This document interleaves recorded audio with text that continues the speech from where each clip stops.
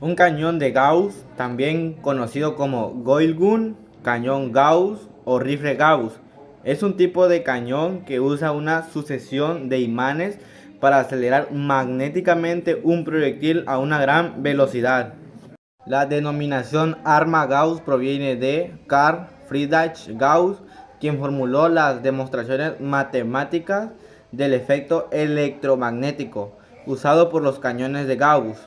Los cañones Gauss son a menudo llamados equivocadamente cañones de riel por diversas fuentes, y mientras que ellos son similares en el concepto general, es decir, un arma magnética, difieren en su funcionamiento dado que un cañón de riel acelera los proyectiles sobre dos rieles conductores paralelos. ¿Cómo funciona el cañón de Gauss? El cañón de Gauss se forma por pueden ser dos tubos de cualquier material. Una recomendación son los tubos donde vienen los rollitos de etiquetas de impresora, pero puede usarse cualquier material, madera siempre cristalizada o algo donde los balines puedan rodar con facilidad. Si se fijan de este lado, como ejemplo, voy a usar dos colores para hacer la pequeña demostración de cómo funciona así el cañón de Gauss. Para realizarlo usamos balines, podemos contar con aproximadamente 5 o 6 y con un imán. Dependiendo de la potencia que tenga el imán, va a ser como la velocidad o la fuerza con la que el balín se va a disparar. Lo que pasa aquí es que debido a que los balines son de acero y por el imán todos se atraen. Y si tomamos nosotros un balín y lo ponemos como a esta distancia del imán, la fuerza de atracción que aquí hay es mucha, entonces se va a atraer, el balín va a golpear al imán y como la fuerza como la energía se va pasando de balín a balín, digamos que estos balines tienden a hacerse pequeños y se vuelven a expandir, y cuando se expanden pasan esa energía al siguiente y luego al siguiente, y como el último ya no tiene como algo a que sujetarse, lo que suele hacer es tender a salir volando, o sea, es aventado, y dependiendo del imán pues es como que la velocidad y la fuerza con la que va a salir. O sea, aquí se puede creer que se crea energía, pero realmente no, sino que ya se toma en cuenta más lo que es el tema de la conservación de energía, que ya irán viendo con el paso de la exposición. La ley de Gauss es un principio en el campo de la electrostática que establece que el flujo electrónico a través de una superficie cerrada es proporcional a la carga eléctrica neta encerrada por dicha superficie. También se podría simplificar que es el flujo del campo eléctrico a través de cualquier superficie cerrada es igual a la carga Q contenida dentro de la superficie dividida por la constante epsilon sub 0.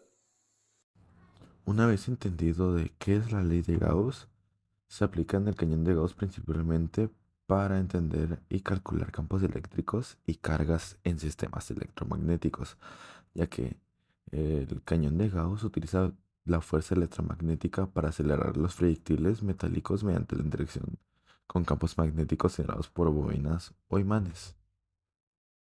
La ley de la conservación de la energía. La ley de la conservación de la energía establece que la energía no puede crearse ni destruirse, solamente se transforma. Un ejemplo muy claro de esto es cuando nosotros tenemos agua y en esa agua la ponemos a calentar en una fuente de calor. Lo que va a pasar primero es que tenemos que esperar el punto de ebullición y después de alcanzar ese punto de ebullición se puede observar cómo el agua se desaparece, pero en realidad solamente se está transformando en vapor. Es un ejemplo de la ley de la conservación de la energía. Ahora lo aplicamos lo que es al experimento del cañón de Gauss. Cuando nosotros tenemos el imán, tiene energía potencial en forma de campo magnético alrededor del imán. Esa energía potencial es capaz de ejercer trabajo, como por ejemplo atraer el balín que se va a ocupar. Se genera trabajo porque hay una fuerza cuando es así, y la distancia de que está un punto de aquí de un punto imán hacia otro imán. Entonces se genera trabajo porque hay una fuerza que actúa en una distancia. Para eso utilizamos la energía potencial del imán para atraer al balín y asimismo ocasiona una reacción en cadena hasta que el último balín salga disparado. Y ahí se puede ver lo que hay la ley de la conservación de la energía, que no se crea ni se destruye, solamente se va transformando. Pues bien, la fuerza magnética es una interacción entre objetos con propiedades magnéticas. Obtiene y tiene varios subtemas lo que es la fuerza magnética.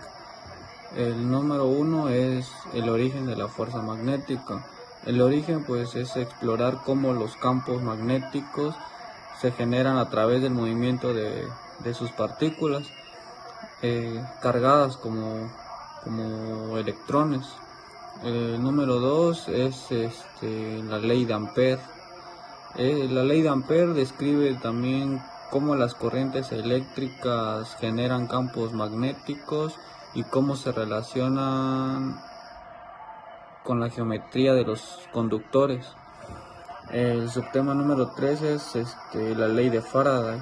La ley de Faraday explica cómo un cambio en el flujo magnético a través de una superficie induce una fuerza electromotriz en un circuito. Estos subtemas de la fuerza magnética pues hacen presente en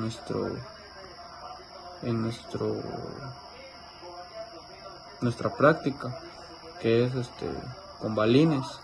Se hace presente la ley de Ampère y la ley de Faraday, porque como bien dice la ley de Ampère, que describe cómo las corrientes eléctricas generan sus campos magnéticos, pues mediante los balines y los imanes. Los imanes generan dicho campo eléctrico y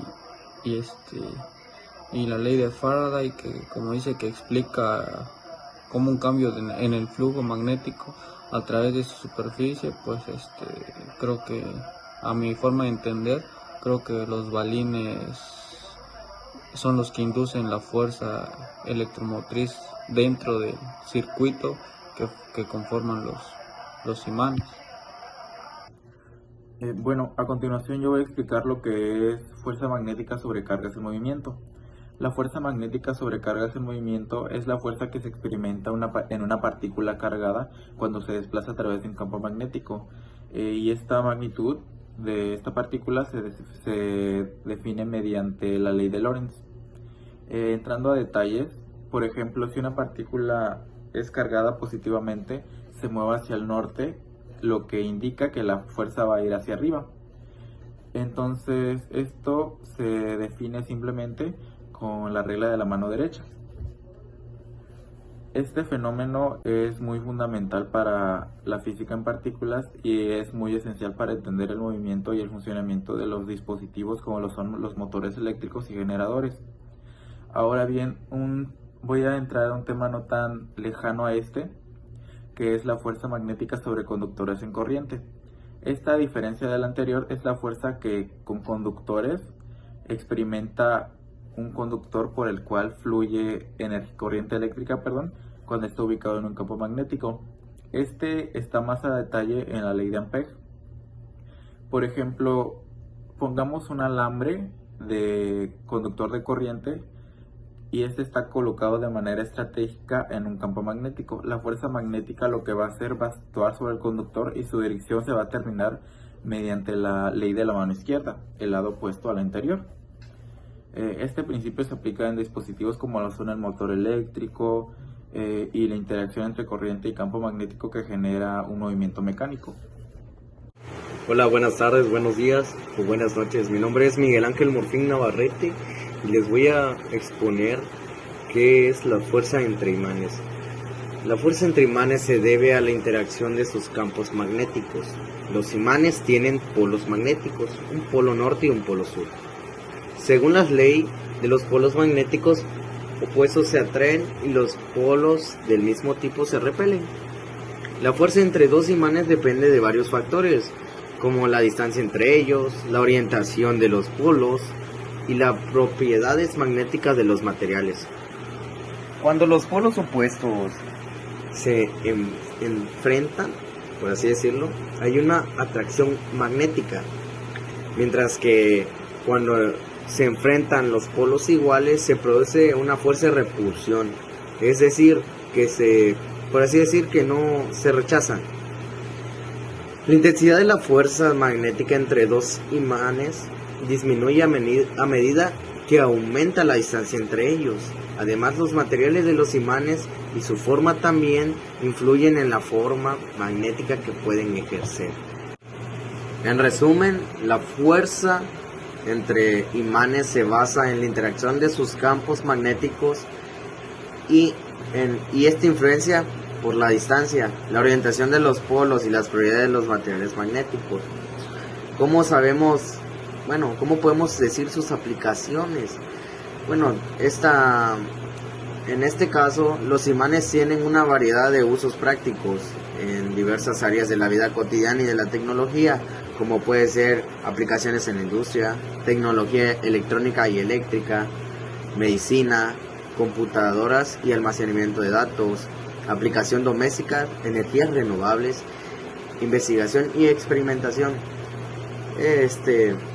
Por ejemplo, en energías renovables, los imanes se usan en turbinas eólicas y generadores hidroeléctricos para convertir energía mecánica a energía eléctrica. Gracias. Y bueno, después de haber hecho esta presentación, procedemos a presentar el experimento de las pruebas realizadas para realizar un cañón de Gauss casero.